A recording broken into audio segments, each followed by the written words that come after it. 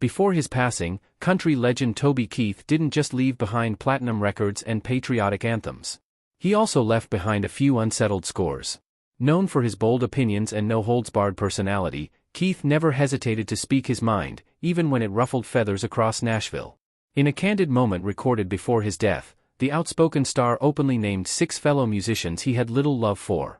Some were rivals, while others were simply artists he didn't respect. These were not offhand remarks, they were pointed, personal, and deeply revealing. For fans who admired his fearless authenticity, this list pulls back the curtain on the man behind the music, offering an unfiltered look at the country icon's real feelings when the spotlight was off. Natalie Maines of the Dixie Chicks stands out prominently in that story. At 62, Toby Keith left the world not only with patriotic anthems and barroom sing-alongs, but also with a legacy defined by controversy, pride, and a few names he simply couldn't stand. The country legend, who died in February 2024 following a lengthy battle with stomach cancer, didn't mince words in life and certainly didn't in death.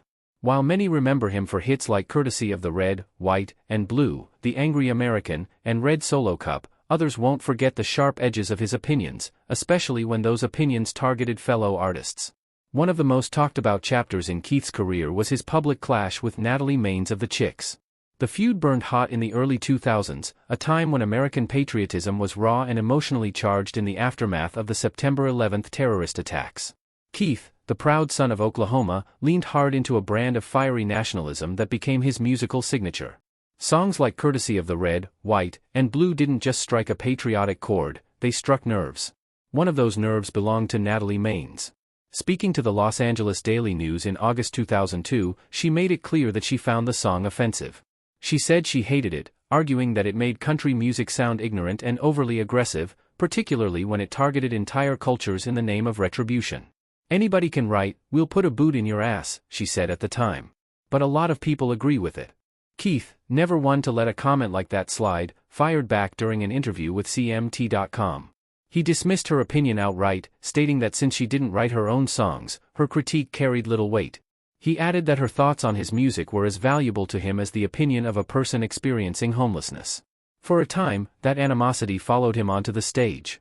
Fans attending his concerts would see a doctored image of Maines cozying up to Saddam Hussein displayed on screen, a jab he later admitted went too far.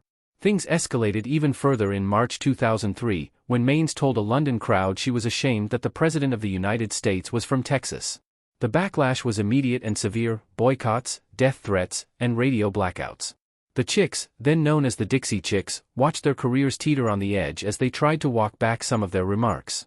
When both acts were nominated for Entertainer of the Year at the Academy of Country Music Awards in May 2003, tension filled the air.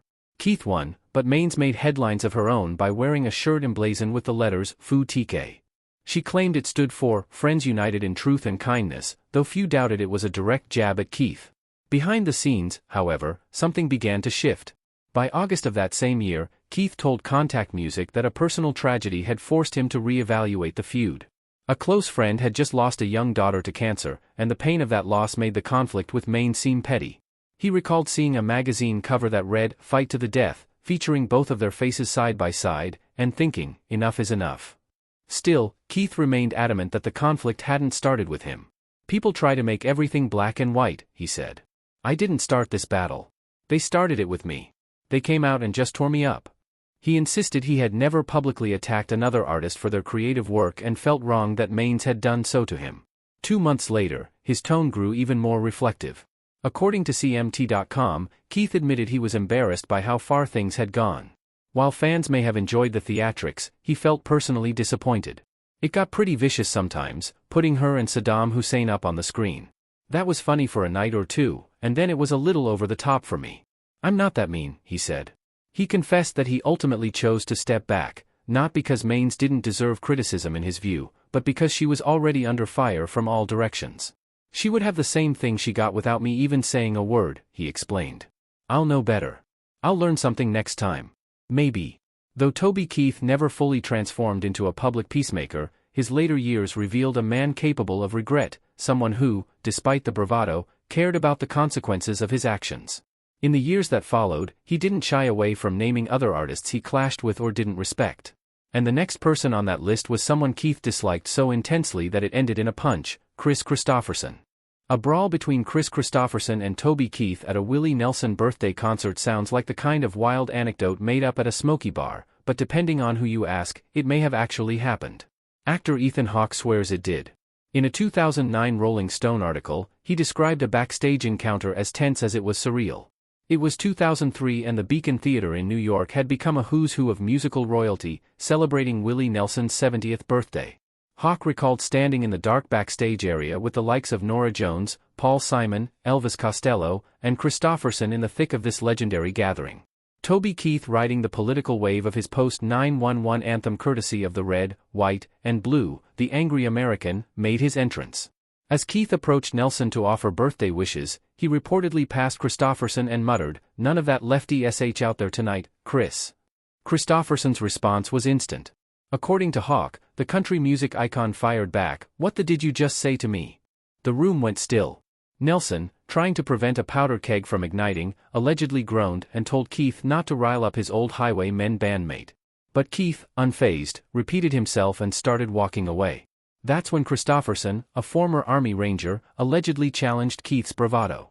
According to the account, he warned him not to turn his back and then reportedly asked if Keith had ever worn his country's uniform. Keith, said to be taken aback, replied with confusion. Kristofferson was said to have fired back, telling him not to act surprised and accusing him of never having served, never having killed for his country, and still cashing the checks without making those sacrifices. The alleged tirade ended with a blunt command for Keith to shut the F up. Ethan Hawke, who recounted the exchange, claimed the atmosphere had been electric. He recalled Kristofferson turning to him afterward and remarking that one Jennings once said of guys like Keith that they were doing to country music what pantyhose did to finger. On paper, the story reads like a gritty cinematic showdown. Two icons with clashing ideologies locking horns backstage. It quickly became one of the more infamous tales in country music circles. But Toby Keith didn't think it was cinema. He didn't even think it was real. Speaking at the 2009 ACM Awards, Keith called the story a fictitious lying thing and took aim at how Hawke wrote it. He questioned why Hawke had gone to such lengths to dramatize the moment without naming him outright. According to Keith, Hawke avoided using his name to escape the aftermath of naming names. Kristofferson, for his part, took a more cryptic stance. While he initially dismissed the tale as nonsense, he later admitted he couldn't actually remember whether it had happened, though his wife did. In an interview with the Minneapolis Star-Tribune, he explained that it was something that supposedly happened 6 years earlier, and he couldn't even remember what he'd had for breakfast. Eventually, Kristofferson tried to defuse the tension, saying he was on good terms with both Keith and Hawke. He even thanked Hawke for what he called a colorful recollection. Whether or not the confrontation happened exactly as told remains a mystery, but it fits squarely into the narrative of two towering figures. One, a battle-card poet and veteran. The other, a flag-waving showman clashing in a moment that felt deeply personal, political, and symbolic of the era. In the end, the incident didn't fracture relationships permanently. Whatever harsh words had been exchanged backstage, they were eventually left behind. Time and maybe a bit of country grace dulled the edge. But while there was no permanent damage to their relationship, Keith's relationship with Taylor Swift is another story entirely. Taylor Swift. In the wake of Toby Keith's death, a wave of nostalgia swept through the internet. But nothing stirred fans more than the resurfacing of a 2005 video in which a teenage Taylor Swift lit up while talking about the man who helped kickstart her career. Back then, the 15-year-old Swift was still a hopeful dreamer with a guitar and a diary full of lyrics. In a throwback interview with WSMV4 Nashville, she said that just being in the same room as Keith made her feel something electric. She explained that there was a kind of power around him that made people go, "Oh my God," and admitted that she doubted she'd ever see him without that same awe. It turns out Keith wasn't just some towering figure in Swift's early life. He was a foundational one. Alongside Scott Borchetta, Keith helped found Big Machine Records, the label that would sign Swift and release her first 6 albums. Although Keith left the label only 6 months later to focus on his own venture, Show Dog Nashville, he retained stakes in Big Machine, and likely profited from Swift's meteoric rise. It was Borchetta who officially signed Swift, but Keith's role in the label's formation was pivotal. According to a 2005 quote from Borchetta shared with CMT Insider, he framed the partnership as 2 labels but one vision. He described Keith as the leading act and emphasized that they had an incredible opportunity with the talent, resources, and direction Keith brought into the room. For fans, the revelation has been something of a surprise twist in the Taylor Swift origin story. On X, formerly Twitter, a user summed up the general mood perfectly. They admitted they had no idea Toby Keith had anything to do with Swift's start. But the resurfaced praise video isn't just a heartwarming memory. It's an ironic flashback. Swift and Keith couldn't be further apart in political ideology. While Keith was known for belting out post-9/11 anthems like Courtesy of the Red, White, and Blue, a track widely seen as supportive of the Iraq War, Swift has openly supported Democratic candidates and spoken out against Donald Trump. Keith's political outspokenness didn't stop with his lyrics. He infamously clashed with the Chicks, then known as the Dixie Chicks, after lead singer Natalie Maines expressed shame over President George W. Bush during a concert. Keith didn't take that lightly. He once performed with an image behind him of Maines photoshopped alongside Saddam Hussein, a move that stirred controversy and sealed his reputation as a hardline patriot in country music circles. Though Swift never called out Keith directly, she revealed in her 2020 Netflix documentary Miss Americana that the backlash the Chicks faced left a mark on her. She recounted how industry gatekeepers frequently warned her not to follow in their footsteps, telling her repeatedly not to be like the Dixie Chicks, a phrase that became more loaded with every passing year. Swift's political awakening also paralleled her professional reckoning. After completing her contract with Big Machine Records in 2018, the label, co-founded by Keith, was sold to Scooter Braun's company, Ithaca Holdings. The sale transferred the rights to Swift's first 6 albums to Braun, sparking a very public and very bitter feud. That feud led Swift to begin re-recording her early work. With each release stamped Taylor's version, an act of both artistic reclamation and protest. Fans rallied behind her and the re-recordings became a cultural phenomenon in their own right. Ironically, all of it originated from the label Keith had helped build. Despite all that history, Swift remained silent following Keith's passing from stomach cancer in 2024. The announcement made via Instagram stated that Keith passed peacefully, surrounded by his family. The post added that he had fought his battle with grace and courage and requested privacy for his loved ones. Swift may not speak on Keith's death, but the footage of her at 15 looking up to him with reverence and gratitude says plenty. She once said that most people find their path in college, but for her it came a little earlier. That path led her to the door Keith helped open, even if she walked miles past it in a very different direction. Donald Trump. The death of 62-year-old country music legend Toby Keith from stomach cancer triggered a flood of tributes across both musical and political arenas. For many, Keith's signature blend of gritty patriotism and unabashed Americana made him a cultural figure as potent as his lyrics. From dusty boots on stage to high honors in Washington, his influence ran deep. But as the eulogies poured in, so did a more complicated picture of the man behind the cowboy hat. When tributes lit up social media, among the loudest voices was Donald Trump Jr., who posted a photo with Keith taken in 2018. Alongside it, he expressed sorrow at the loss, writing that the world had lost a legend. The connection between Keith and the Trump family wasn't just one of admiration from afar. Keith performed at Donald Trump's 2017 presidential inauguration and in 2021 was awarded the National Medal of Arts by the former president. A moment that seemed to solidify his standing in MAGA-friendly circles. But beneath the surface of booting, Keith's politics weren't as cut and dried as they may have appeared. His relationship with Trump wasn't built on full-fledged endorsement, but rather a sense of duty.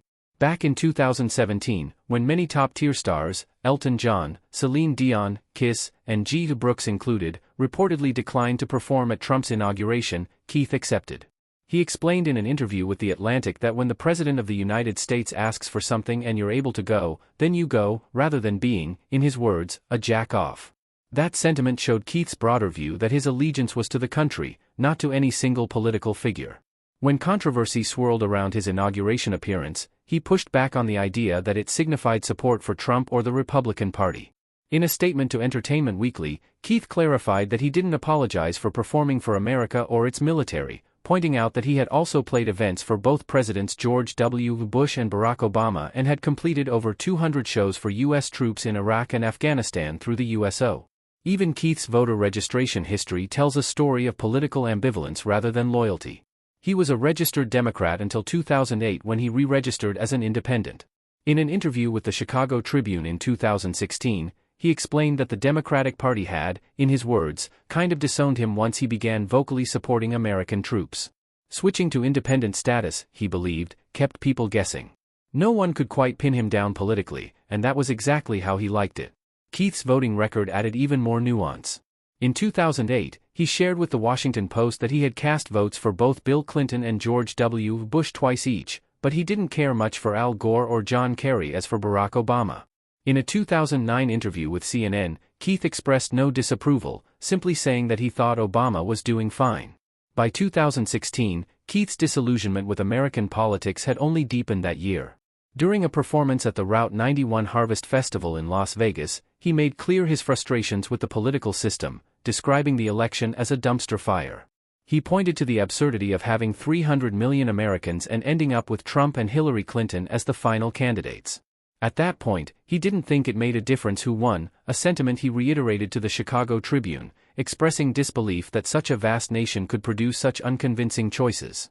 He wasn't shy about calling both candidates media, suggesting they cared more about attention and global image than serving the American people. His disgust with the process didn't stop him, however, from engaging with the presidency when it aligned with his values.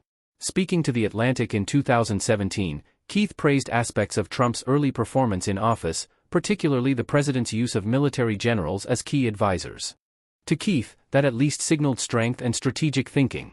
So, while Toby Keith may have become a symbol for red-blooded, flag-waving America, his politics refused to follow party lines.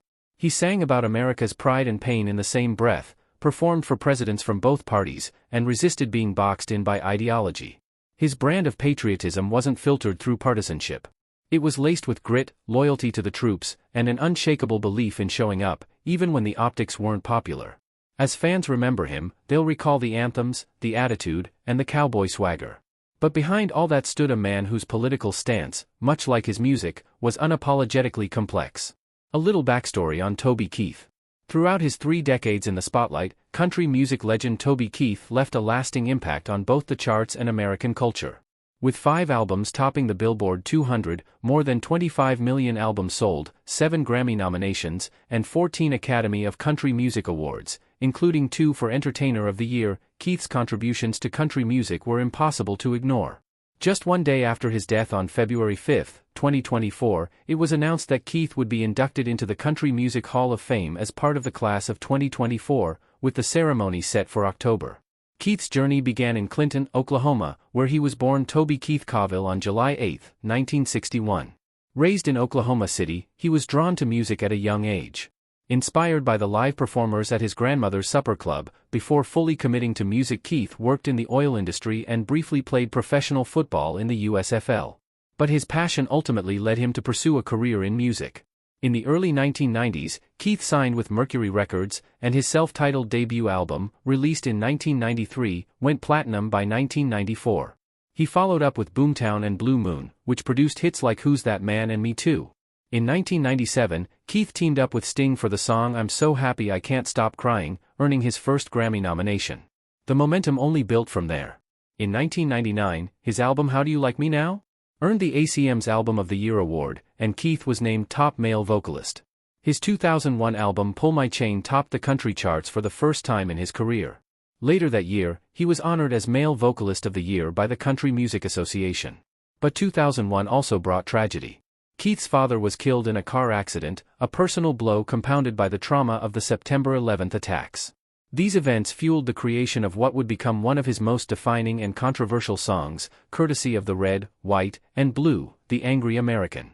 Released in May 2002, the song resonated strongly with military audiences and anchored his 2002 album Unleashed, which became his first #1 on the Billboard 200. The album also featured the hit duet Beer for My Horses with Willie Nelson, which earned 2 Grammy nominations for Best Country Song and Best Country Collaboration with Vocals. Keith's unapologetic patriotism earned him back-to-back Entertainer of the Year honors from the Academy of Country Music in 2002 and 2003.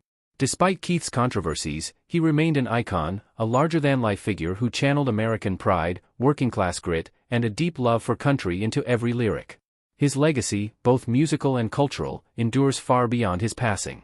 In November 2003, Toby Keith released Shockin' Y'all, an album that not only dominated the country charts but also climbed to the top of the pop album charts.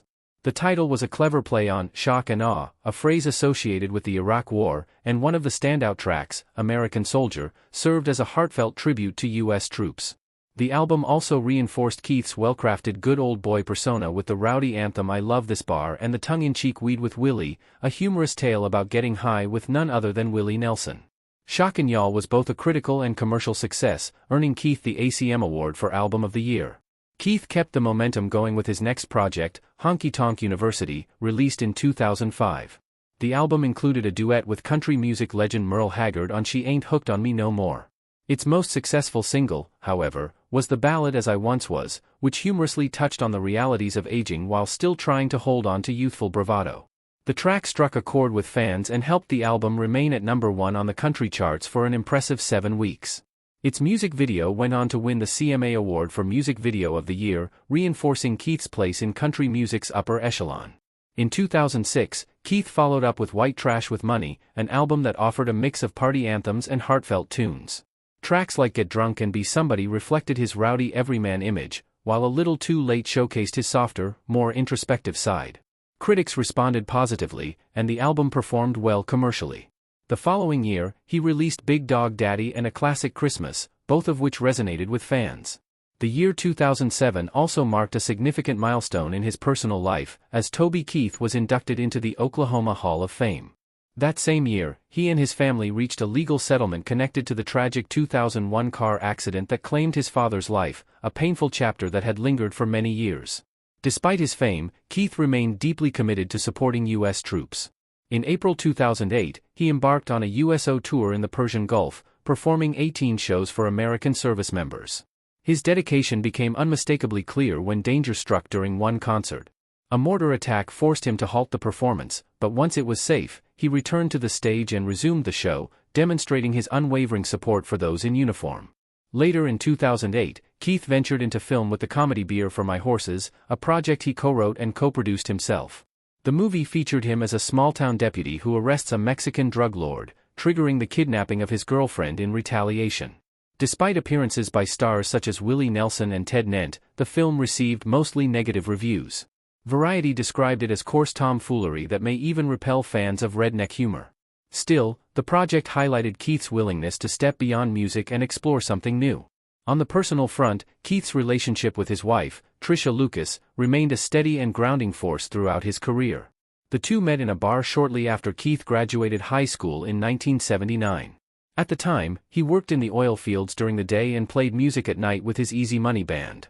Lucas recalled to People magazine, "I was 19 and he was 20. She described him as one of those larger-than-life guys, full of confidence." They dated for 3 years before marrying in 1984.